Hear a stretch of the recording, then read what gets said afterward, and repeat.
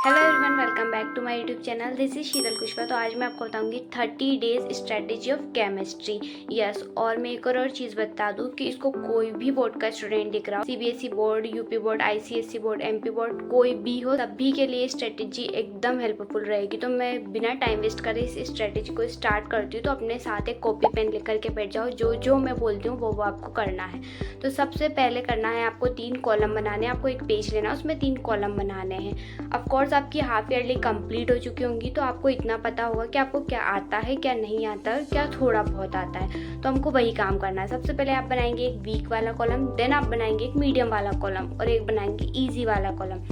Week वाले column में हम वो चैप्टर्स लिखेंगे जो आपको 100% पता है कि आपको बिल्कुल भी नहीं आते हैं, आपने एग्जाम में भी उनमें कुछ भी नहीं लिखा, उस चैप्टर का आपका बिल्कुल मतलब चैप्टर का सी भी नहीं पता है। दूसरा आपका मीडियम वाला कॉलम रहेगा, जिसमें आपको ये पता है कि हाँ, मुझे इसमें थोड़ा कुछ आता है और कुछ कुछ ऐसा आता है जो मैं भूल जाता हूँ या फिर थोड़ा बहुत याद रहता है, लाइक अ सिचुएशनशिप। समझ रहे हो ना। और इसके बाद आता है इजी वाला कॉलम। उसमें आप वो लिखोगे जो चैप्टर्स आपको बहुत ज़्यादा अच्छे से आते हैं, आपको सिर्फ और सिर्फ रिवाइज करने की देरी है, तो उन चैप्टर्स को आप उसमें लिखोगे। अब देखो, अब आपको करना क्या है। आपको सबसे पहले मीडियम वाला कॉलम उठाना है।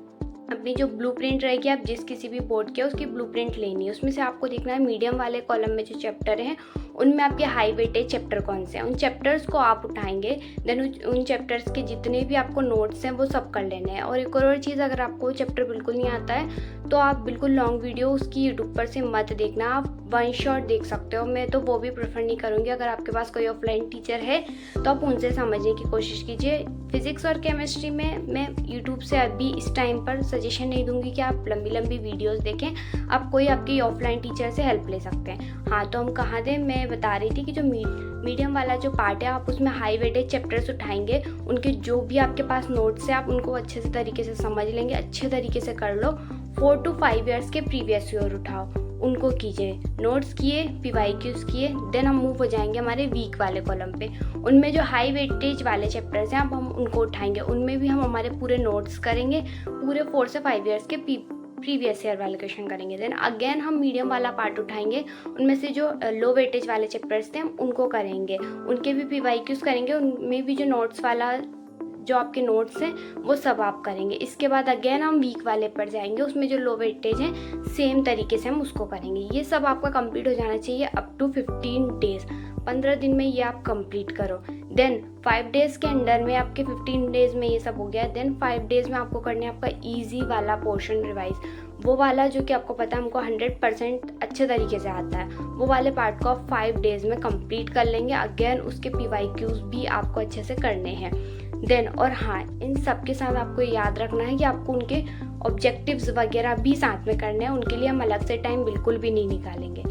देन अब हम करेंगे अगले 5 डेज़ की तैयारी। अगले 5 डेज़ में आप ऐसी चीज़ें करेंगे जो आपको लगता है कि बिल्कुल ना के बराबर आने वाली हैं, जो आपके नोट्स में नहीं है, जो आपके पीवाईक्यूज में नहीं है। अब आप उठाएंगे अपनी गाइड वाली जो भी अध्ययन वाली जो चीज़ें हैं जो आपको लगती हैं कि इनको एक बार पढ़ना चाहिए, वो वाली चीज़ें।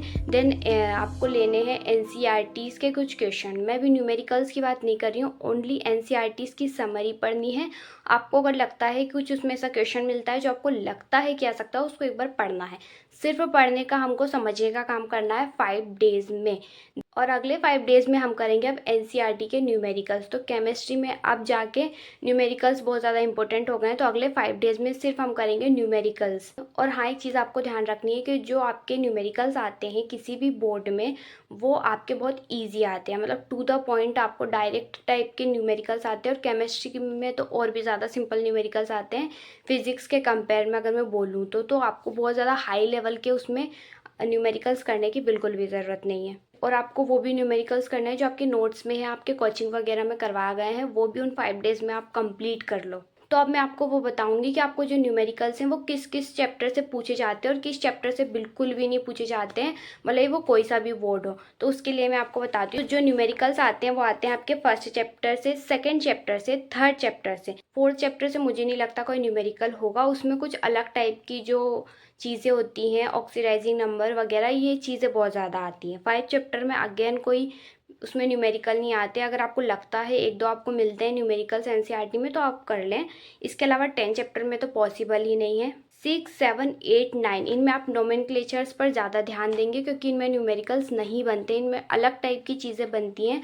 और अगर आप डिटेल में जानना चाहते हैं कि आपको क्वेश्चन आंसर के अलावा और क्या क्या चीज़ें हेल्प करेंगी तो उसके लिए आप मुझे कमेंट कर सकते हैं। और ये स्ट्रेटेजी बहुत ज़्यादा इफेक्टिव होने वाली है। मैंने अपने लास्ट 30 डेज़ में भी यही स्ट्रेटेजी यूज़ की थी। और अगर आपको मेरी स्ट्रेटेजी पसंद आई हो तो मेरी वीडियो को लाइक कर देना और प्लीज़ कमेंट कर देना और मेरी चैनल को सब्सक्राइब कर लेना, क्योंकि मैं मेरे चैनल के नाम की तरह ही अपने कंटेंट लाने वाली हूँ, एकदम रियल, कोई फेक चीज़ें नहीं बताऊँगी। तो आप मेरे चैनल को सब्सक्राइब कर लेना।